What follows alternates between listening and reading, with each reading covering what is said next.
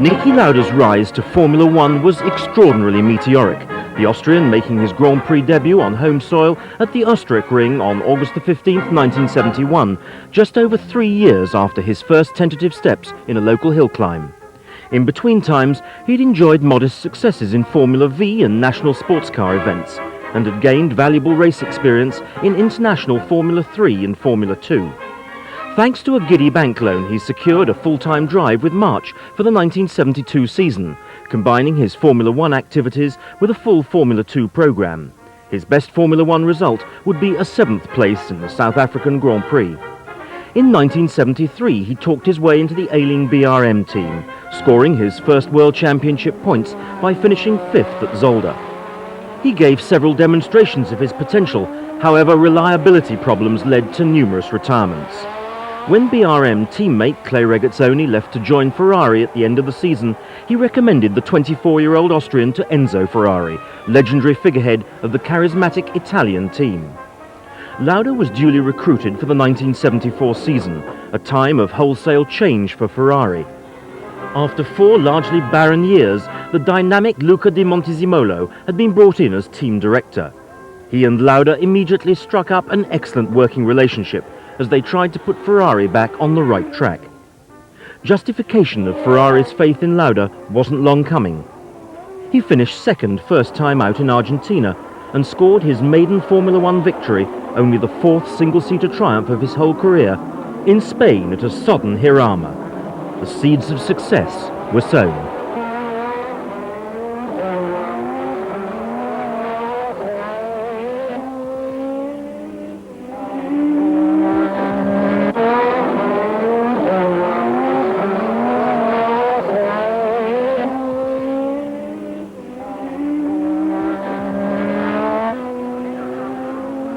Throughout the season, the Ferraris were fast, if fragile.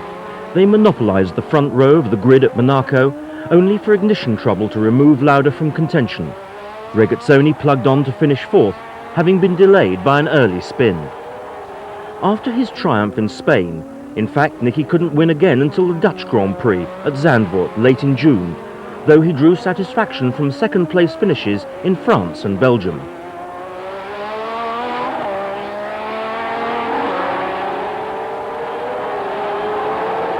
By the time the teams arrived in North America for the final 2 races of the year, Lauda and Regazzoni were still both in firm contention for the title. An accident in Canada ended the Austrians' championship aspirations, however, leaving Regazzoni, who had won only 1 race in Germany, but who had a better finishing record, to carry Italian hopes to the season finale at Watkins Glen. Level pegging with McLaren's Emerson Fittipaldi prior to the race, Regazzoni had to give best to the Brazilian on the day and conceded the title by just 3 points.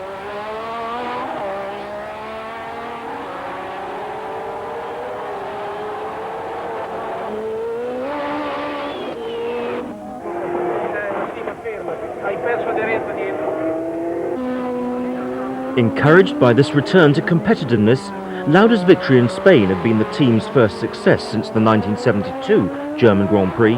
Ferrari worked hard over the winter to ensure that the new 312T chassis would take over where its predecessor had left off. It did. The following year, Lauda proved to be almost unstoppable, despite an indifferent start. He had finished in the points in the opening 3 races, without ever challenging for victory. In Spain, he and Regazzoni qualified on the front row of the grid, but wasted the effort when they collided with each other in a start line melee. The Austrian's luck swung dramatically upwards in Monte Carlo, where he scored the first of 5 Grand Prix victories, 3 of them, Belgium, Sweden and France, following in the next 4 races.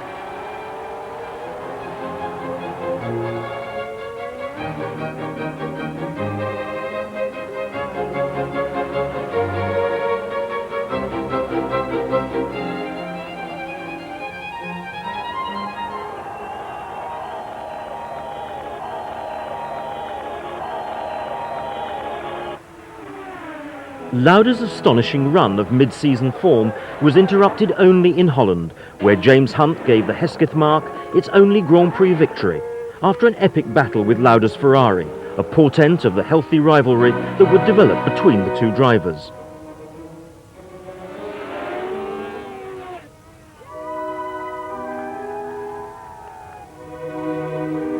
At the Nürburgring, Lauda looked set to add to his tally of victories, until he became the latest of several drivers to collect a puncture.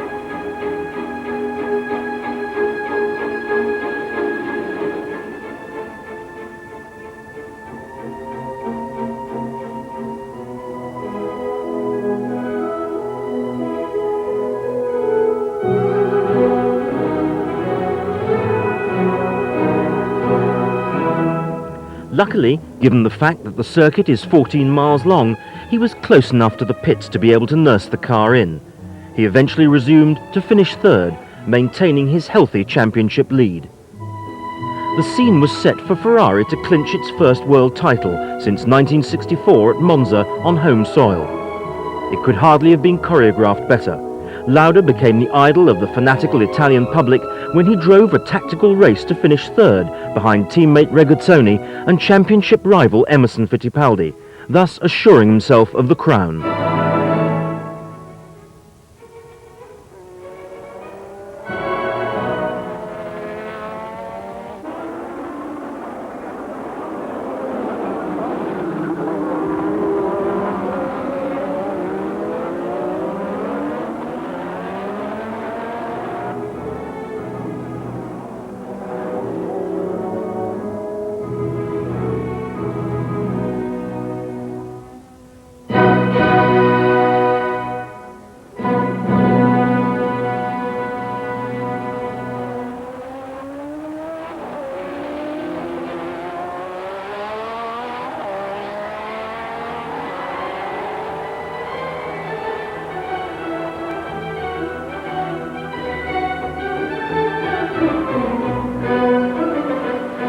At the end of the race, the Monza crowd, showing all its usual restraint, swarmed onto the circuit almost the second the race finished and mobbed both Ferrari drivers. Victory in the Italian Grand Prix, the World Drivers' title and success for Ferrari in a World Constructors' Championship, all in one afternoon. For the Tifosi, it was a day of unfettered celebration. In Italy, Lauda had become incredibly popular in a very short space of time, perhaps more quickly than any driver who had gone before. Chi va fortissimo, lui ha guidato molto bene questo anno, l'organizzazione della squadra Ferrari è andato molto bene, ma c'è una netta differenza tra i motori. To stamp his authority on a season in which he had taken 9 pole positions in 14 races, Lauda ended on a champagne note, scoring a 5th win in the United States Grand Prix at Watkins Glen, leaving him 19.5 points clear of closest rival Fittipaldi. He's offering one of his crewmen a drink. He gets a little down the front of his shirt. The race from starting flag to finish flag was yours. Away from the glare of race weekends, Lauda knuckled down to a hectic test program, principally at Fiorano, Ferrari's own private test track.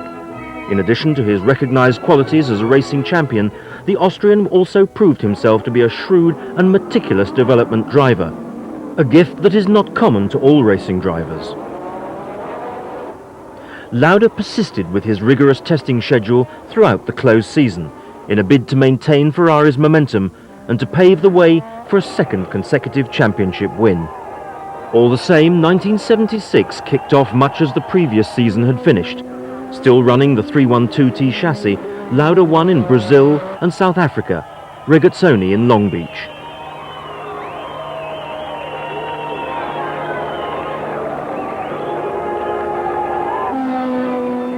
In Spain, where Ferrari competed with the new 312T2 for the first time, Lauda drove with a painful rib injury after overturning a tractor at home, yet still he finished second. Further victories soon amassed, in Belgium, despite continual aggravation from his ribs, in Monte Carlo and later in Great Britain.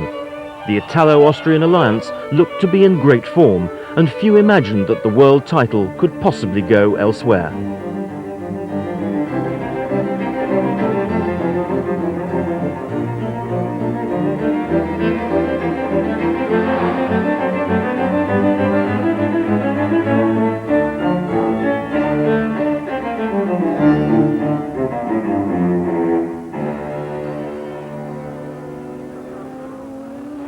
Driver James Hunt, winner in Spain for McLaren, repeated that success in the French Grand Prix, building a platform from which to launch his own World Championship assault.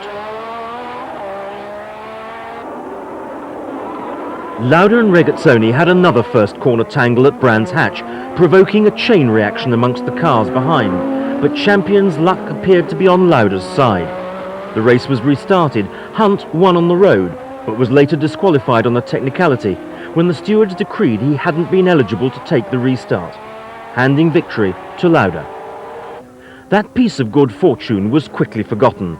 The next race was at the Nürburgring in Germany, the longest and most challenging and, many suggested, most dangerous track on the schedule. A circuit which certain parties felt was no longer capable of staging a Formula One race in safety.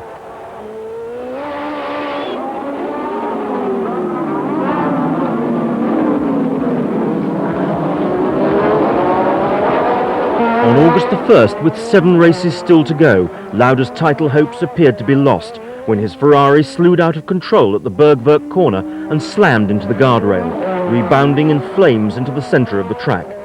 Lauda's helmet was ripped off in the impact, but prompt action from fellow drivers Guy Edwards, Brett Lunger, Harold Ertl and Arturo Mazzario, all of whom had collided with the wreckage, facilitated Lauda's removal from the inferno.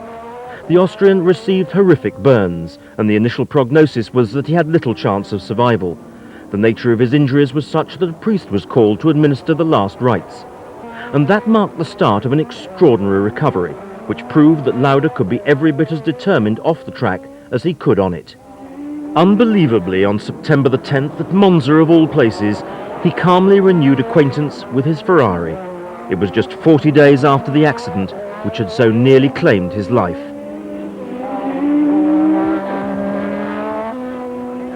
On his return, Lauda finished a remarkable 4th. He still led the championship, but James Hunt had narrowed the points gap in his absence, setting up a dramatic championship finale in Japan, which was staging a World Championship Formula One event for the very first time in the shadow of Mount Fuji.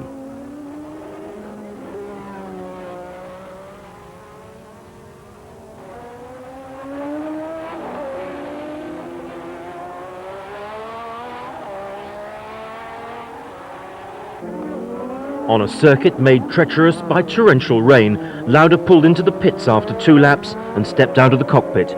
His explanation was blunt and typically honest.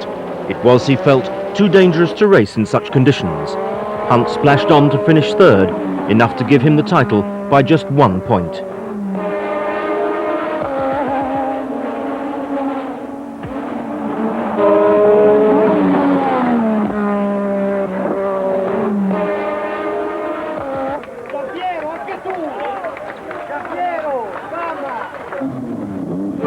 The relationship between Lauda and Ferrari grew brittle in the winter of '76. Ferrari wanted to replace Regazzoni with the Argentinian Carlos Reutemann. Lauda wanted Regazzoni to stay. The two parties agreed to disagree. Having threatened at one point to leave, the Austrian eventually stayed on. Eventually, it was to be a satisfactory year from the racing point of view. The Nürburgring crash was gradually forgotten, and Lauda's rapport with the partisan Italian fans, which had been shaken by his decision to quit in Japan, was strengthened once more. Despite his performances on the track, however, he had had enough of Ferrari's internal politics.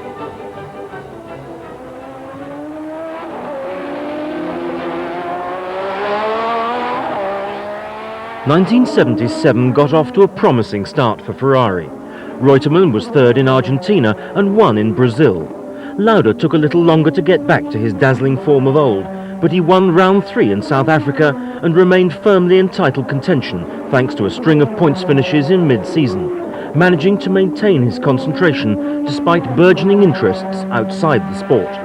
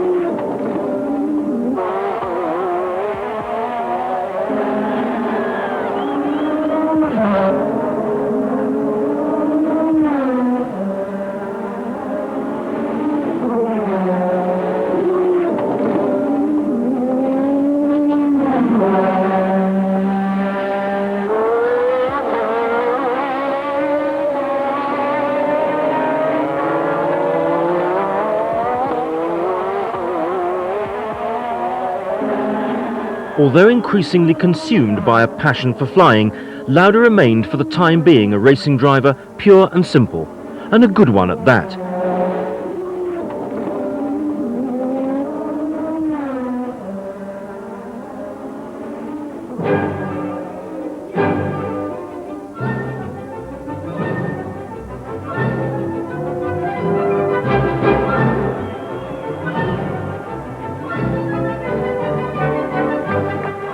He won in Germany and Holland, and although beaten by Mario Andretti's Lotus at Monza, he received wild acclamation after the race, having done enough to guarantee himself a second world title.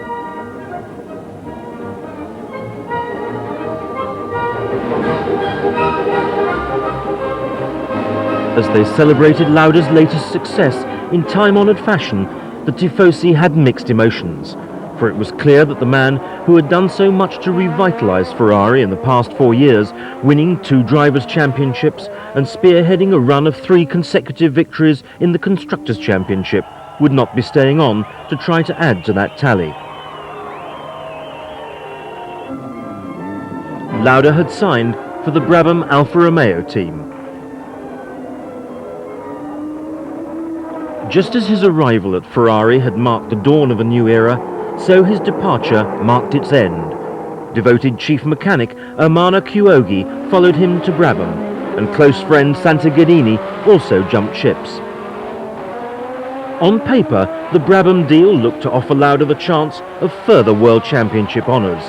Designer Gordon Murray's innovative chassis had returned the team to the winner's circle in the mid-70s, and the Alfa engine was fast enough, though fragile, when introduced in 1976. In its second season, the whole package was expected to gel, to produce solid results, and Lauda's arrival as teammate to John Watson looked to be just the catalyst the team needed. There was added spice too, for Lauda was keen to show that Ferrari had needed him more than he needed them.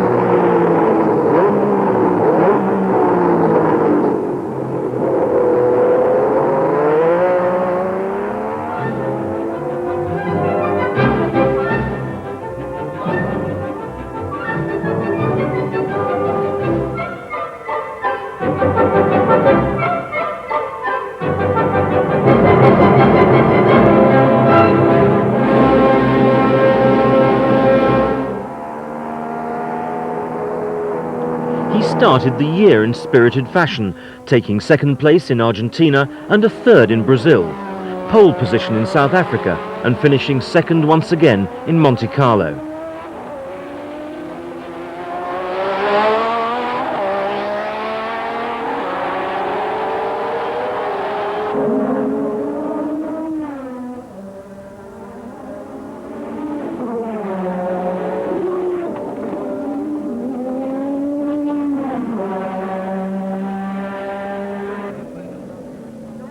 His first victory for Brabham came in mid-season at Anderstorp, Sweden, but it was a success tinged with controversy.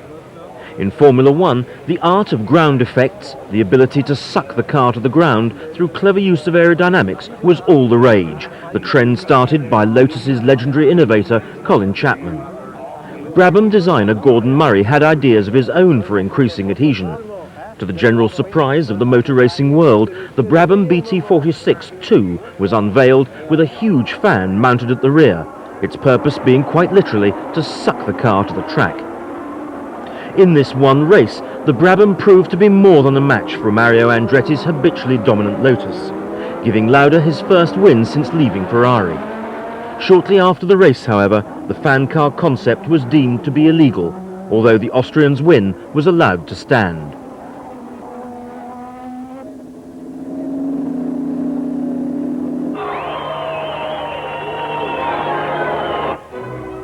As an aside to his Brabham commitments in 1979, Lauda also raced in the BMW Pro Car Championship, most of the rounds acting as curtain raisers to Grand Prix throughout Europe. The sensational BMW M1 gave Lauda a refresher course in recognising the checkered flag. He won 3 races for the Project 4 team, managed by the ambitious Ron Dennis, who would play an important role in Lauda's Grand Prix career a few years hence.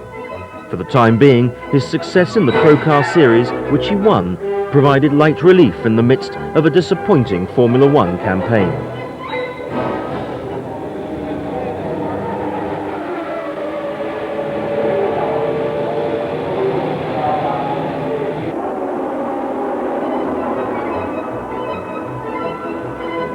Retirement followed retirement. Jody Scheckter and Gilles Villeneuve emerged as the dominant force in their Ferraris. Youthful new Brabham recruit Nelson Piquet often outpaced his elder teammate. While Ferrari headed for a championship 1-2, Lauda scored just 3 championship points. However, he saved the most sensational aspect of his season until the end.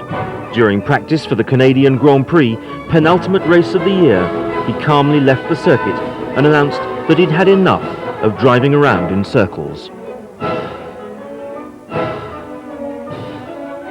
Despite his absence from the Formula One spotlight, Lauda remained a familiar public figure.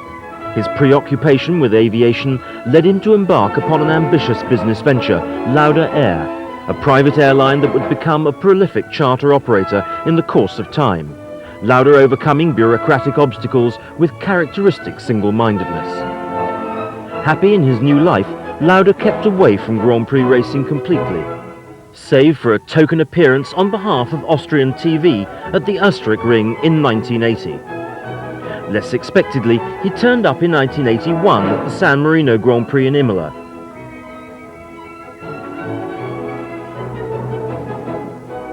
Disembarking from a helicopter, he was met by his old pal Santa Gadini.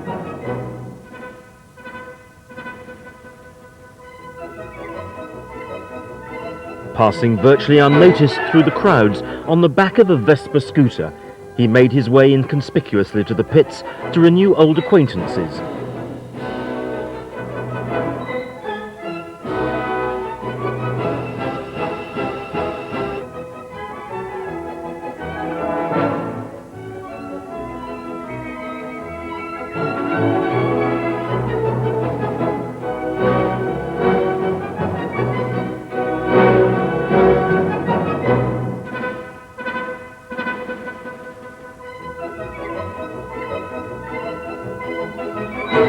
The Brabham garage was his first port of call.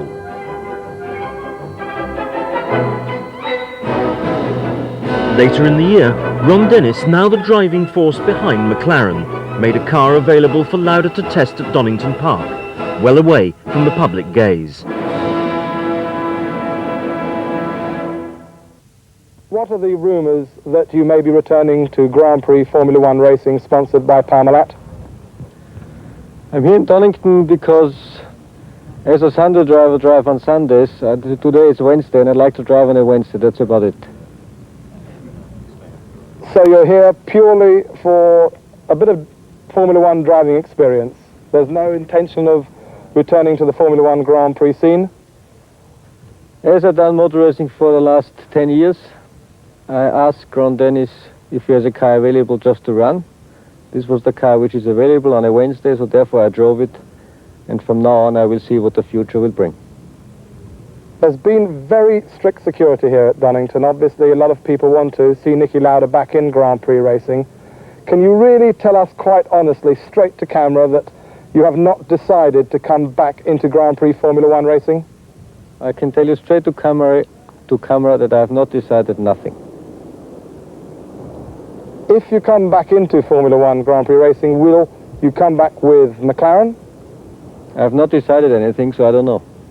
Well, let me ask you one last thing. Would you yourself personally like to come back into motor racing, and what would motivate you to come back into the sport?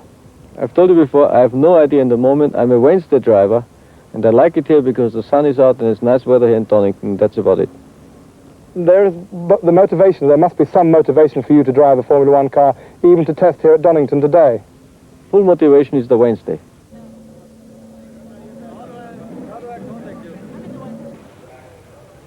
Despite the interviewer's persistence, Niki remained tight-lipped about the possibilities of a racing comeback. In truth, of course, he'd already made his mind up. Despite having belittled the sport when he walked away in Canada, some reports indicated that he was beginning to miss it. More cynical observers suggested that he needed the money in the wake of financial troubles that had beset his airline. Following the test at Donington, Lauda was soon back out again with McLaren at Paul Ricard. An official announcement followed not long afterwards. 2 years after quitting the sport, apparently disillusioned, Lauda was back. The Austrian's multi-year contract with Marlboro was believed to be worth several $1 million.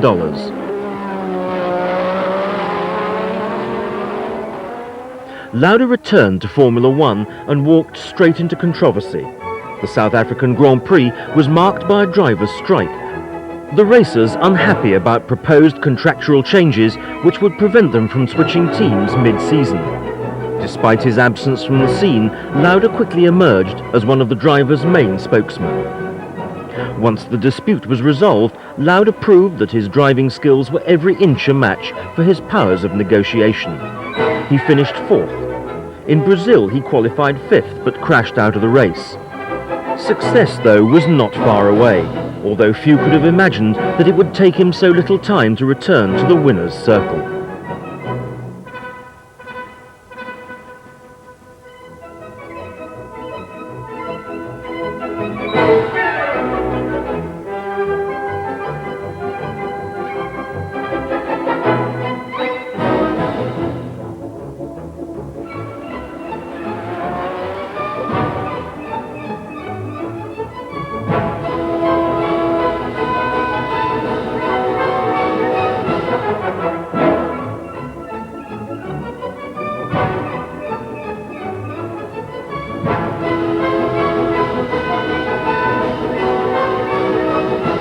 At Long Beach in the 3rd round of the championship, Lauda battled it out with the Alfa Romeo of Andrea de Cesaris before passing and going on to win, proof if ever it were needed of his enduring qualities as a champion. Those who doubted the wisdom of his comeback were forced to eat their words. Lauda was in peak form as a driver, and perhaps even better as a man. Certainly he was more relaxed and more approachable than the Lauda of yore. In short, it was a new Lauda, his skills undiminished by a 2-year sabbatical.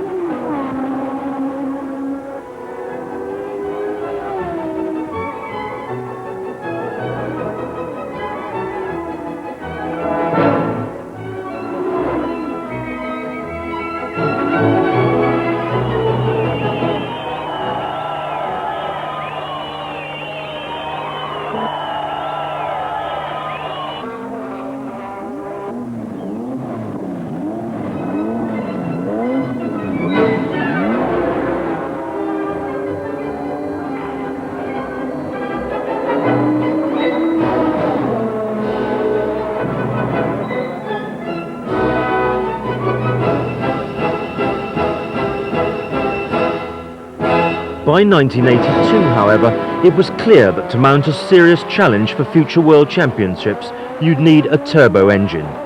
Lauda won the British Grand Prix at Brands Hatch in his naturally aspirated McLaren Cosworth. But behind the scenes, Porsche technicians were shaping McLaren's immediate future. 1982 would be the last time that a driver won the championship with a naturally aspirated car, until the turbos were finally banned at the end of 1988. McLaren showed off its new turbo engine at a freezing cold Silverstone, when the tag Porsche was demonstrated in front of a small but select band of press representatives.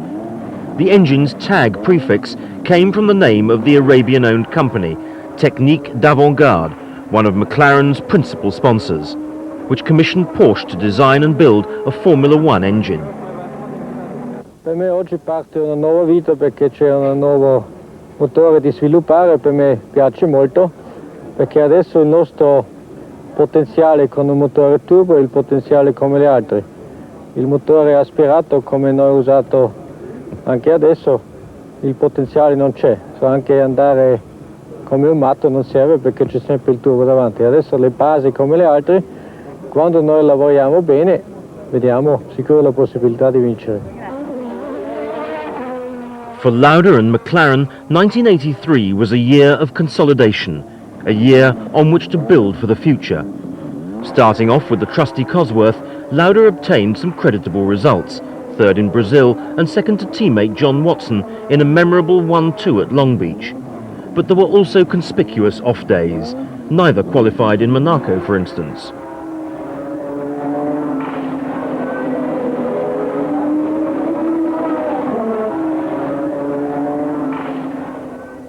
The new engine was kept back until it was felt to be ready for its race debut.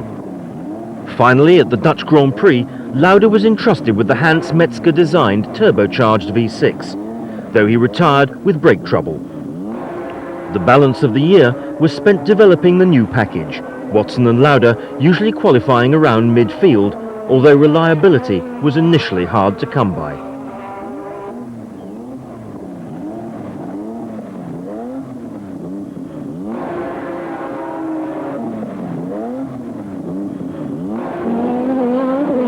After such modest beginnings, the domination of the McLaren tag in 1984 could not have been foreseen, although during the previous year's final event in South Africa, Lauda had briefly managed to nose into the lead, which proved to be a good omen. Furthermore, McLaren had signed Alain Prost.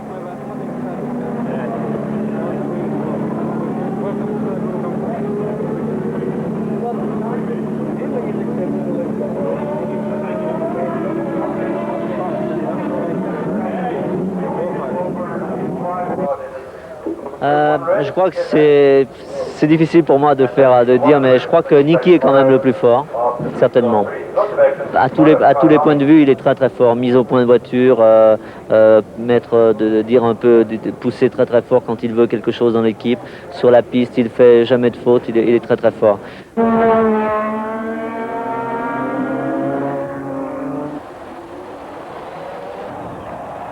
The Frenchman immediately gave the opposition a taste of what the team had been up to during the close season, taking a comfortable victory in Brazil. Lauda was to retire in Brazil after qualifying in the top 6, the Austrian succumbing to electrical problems after this brief brush with Derek Warwick's Renault.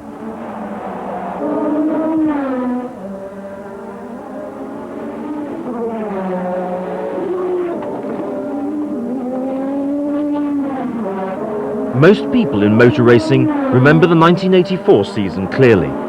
Prost won 7 Grand Prix, but still lost the World Championship title to Lauda, who beat his teammate to the prize for the sake of a measly half point.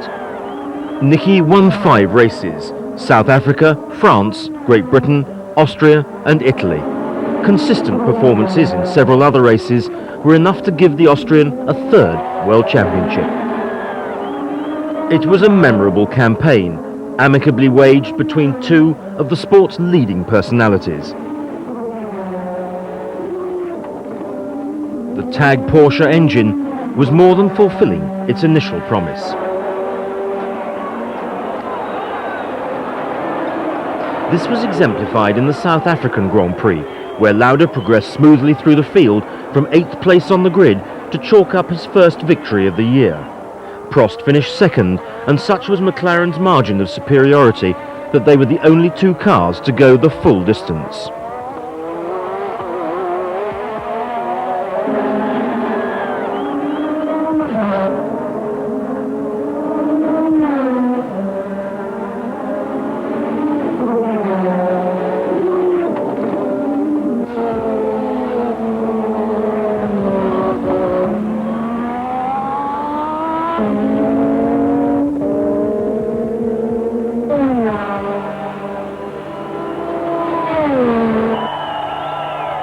Not all of the Austrians' performances were to be so well received, however.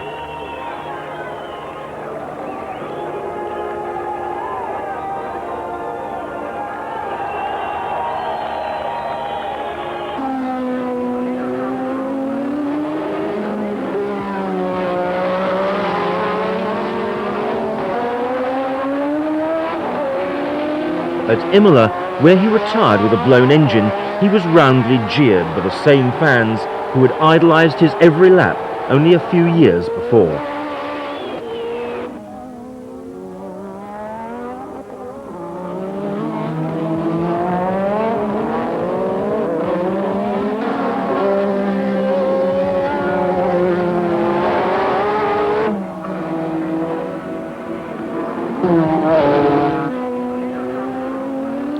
Generally, the two McLarens were dominant in race trim, Lauda maintaining his challenge for the championship with accomplished victories in the middle of the year at Dijon, where he started 9th, at Brands Hatch, on home soil at the Oostenrijk Ring, the first and only time he was to win his home Grand Prix, and in front of the baying tifosi at Monza.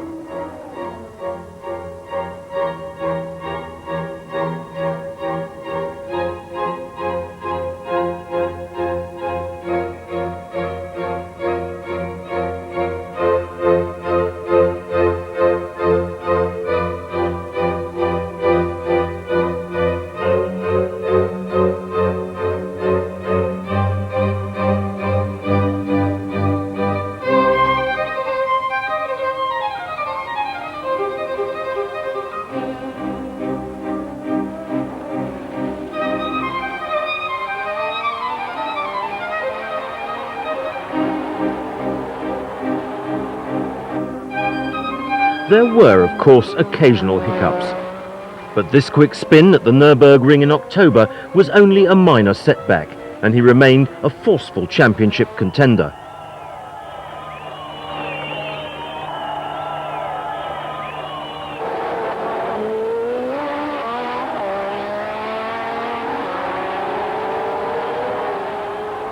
Niki Lauda, è vero che hai già rinnovato il contratto per la prossima stagione con McLaren? Sì, ho firmato un contratto martedì primo questa corsa lì.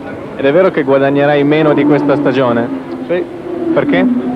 Perché la moneta per i piloti in questo periodo è molto meno, perché il motore costa di più e questa è una cosa normale. Sei d'accordo quando sui giornali si legge che Niki Lauda è il personaggio più popolare della Formula 1? Io non lo so, io sono uno dei 26 piloti e questa è la mia parte. Ma perché credi di essere così popolare, il personaggio numero 1 che attira più attenzione? Io non lo so. Ripensando al tuo passato, c'è qualcosa che non rifaresti?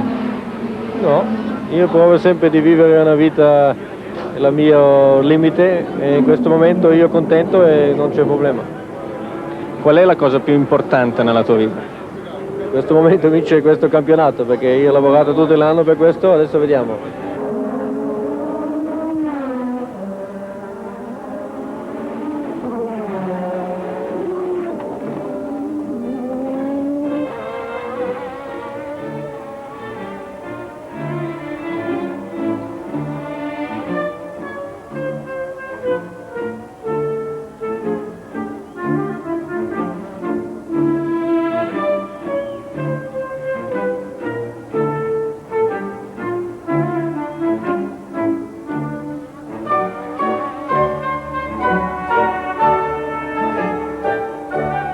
In Portugal, where he needed second place to be sure of the title, Marlena, his wife since March 1976, and mother of two fair-haired sons, Lucas and Matthias, made her first appearance at a racetrack for many years, in accordance with her husband's express wishes. Niki had to fight his way through from 11th place on the grid, while Prost started from the front row and eventually cruised to victory. Millions of TV spectators were kept on tenterhooks as Lauda worked his way through the field. The canny Austrian timed his run to perfection. Second place and that third championship crown were his. Per me personalmente la decisione di oggi strana, perché c'è un rischio, capito? Perché Prost's day would come. Back-to-back championships are a relatively rare thing in motor racing, and Lauda was no exception to this particular rule. 1985 was to be a lean season, vastly different to the 12 months that had gone before. As Prost built up a mammoth points total, one that would take him to his first world title, Lauda suffered a succession of retirements.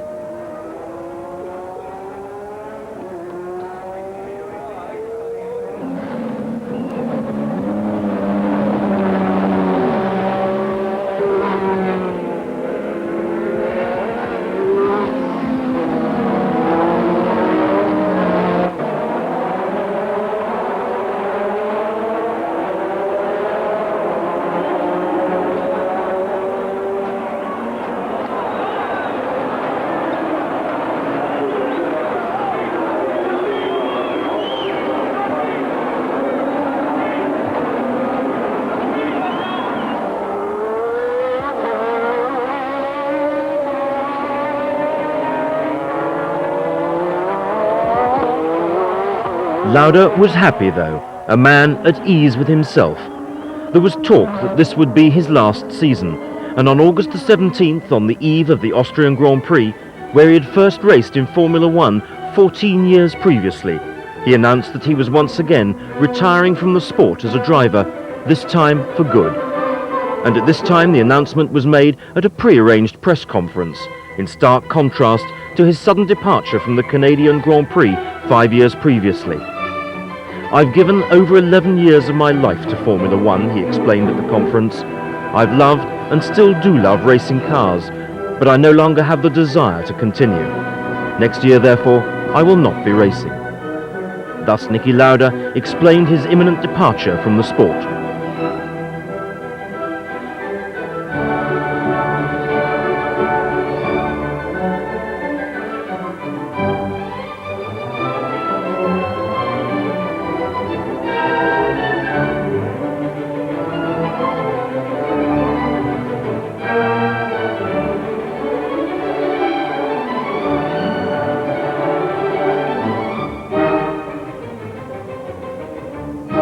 But there were other races still to run and old friends to meet, such as Clay Regazzoni, the Swiss Italian, who had been confined to a wheelchair after an accident at Long Beach in 1980.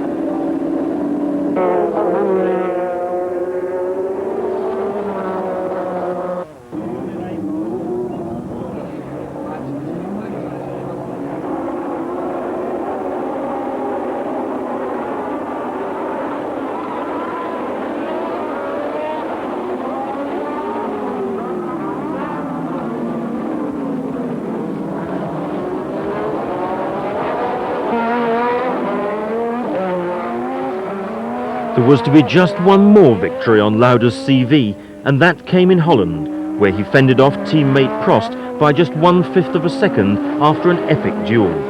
In a year pockmarked by endless retirements, it was to be the outstanding highlight.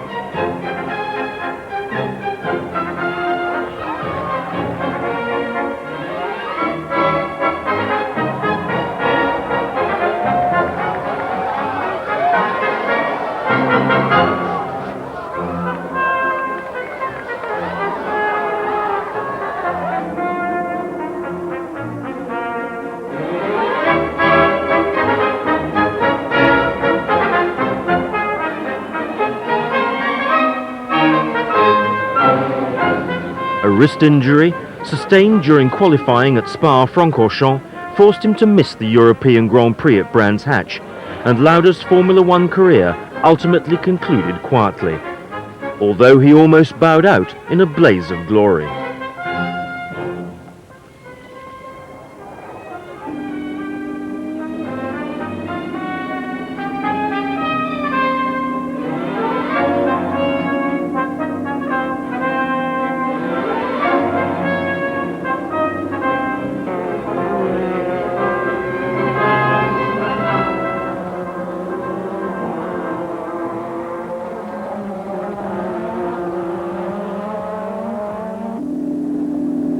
He retired with turbo failure in South Africa before taking his final bow in the first Australian Grand Prix on the highly acclaimed street circuit in Adelaide.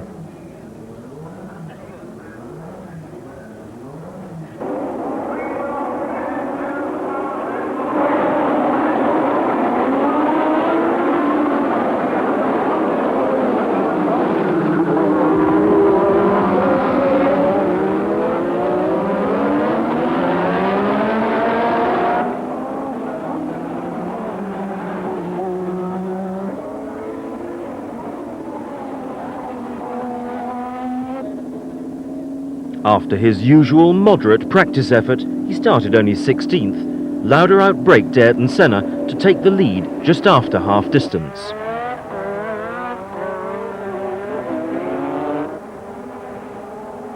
On lap 56, however, he vacated his McLaren's cockpit for the final time and walked away to concentrate upon his airline and other expanding business interests, after brake trouble sent him skittering into the concrete retaining wall.